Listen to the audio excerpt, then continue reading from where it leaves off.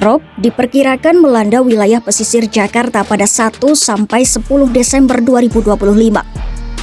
Menyikapi potensi tersebut, pemerintah Provinsi Jakarta menyiagakan pompa stasioner, meninjau ulang jalur evakuasi, dan meminta petugas lapangan bersiap penuh melakukan pemantauan rutin.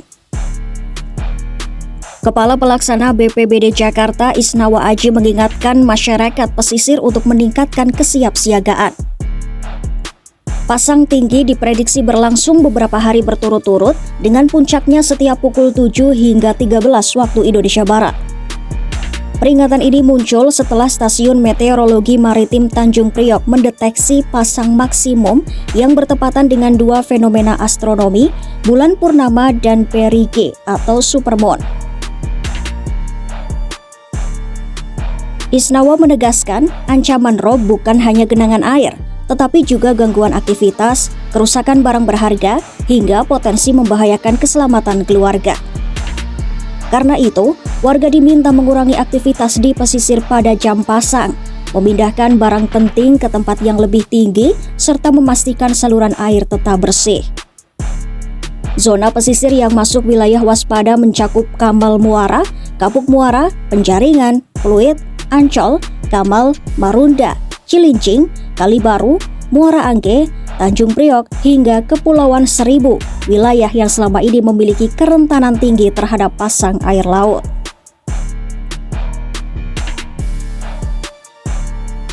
Untuk memudahkan pemantauan, Pemprov Jakarta menyiapkan kanal informasi seperti peringatan dini gelombang pasang, aplikasi Jaki, serta situs pantaubanjir.jakarta.go.id. Layanan darurat 112 juga disiagakan. BPBD turut memperkuat koordinasi dengan kelurahan, kecamatan, dan instansi teknis untuk memastikan respon cepat jika air laut naik secara signifikan.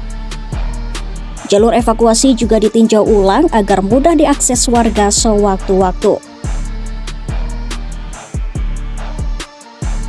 Kepala BMKG Teguh Faisal Fatadi menjelaskan, fenomena Rob dipengaruhi fase peredaran bulan, khususnya perigee dan purnama pada 4 Desember 2025, serta bulan baru pada 20 Desember 2025.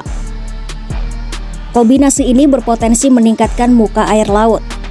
Rob juga dapat bertambah parah jika hujan ekstrem dari daratan menghambat aliran air menuju laut sehingga memicu genangan luas.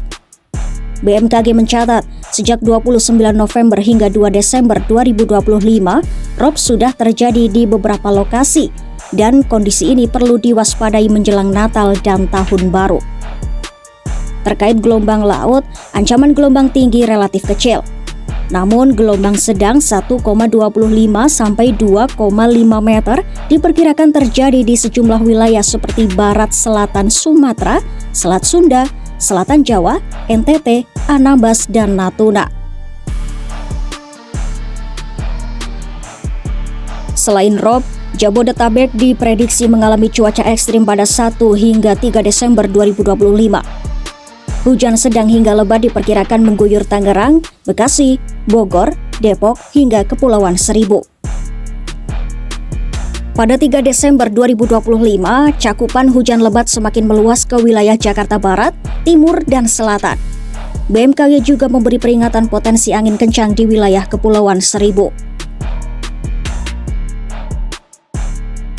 Menghadapi ancaman Rob, Dinas Sumber Daya Air Jakarta menyiagakan 3.908 personel pasukan biru. Mereka bertugas melakukan pemantauan lapangan, memastikan pompa bekerja optimal, serta menangani titik-titik genangan.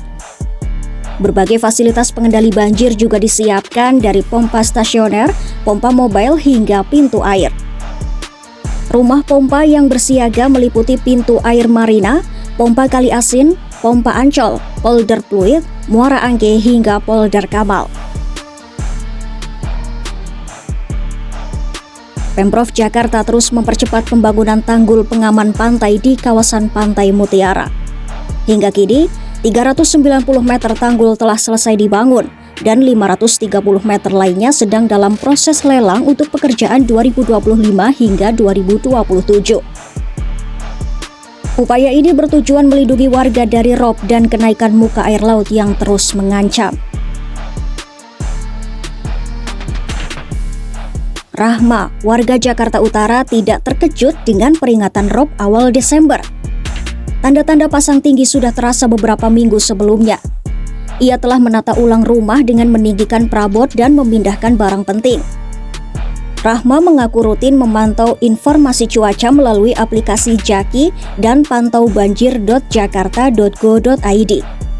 Ia berharap pemerintah terus memperkuat perlindungan bagi warga pesisir, terutama memastikan pompa berfungsi maksimal dan pembangunan tanggul berjalan sesuai jadwal.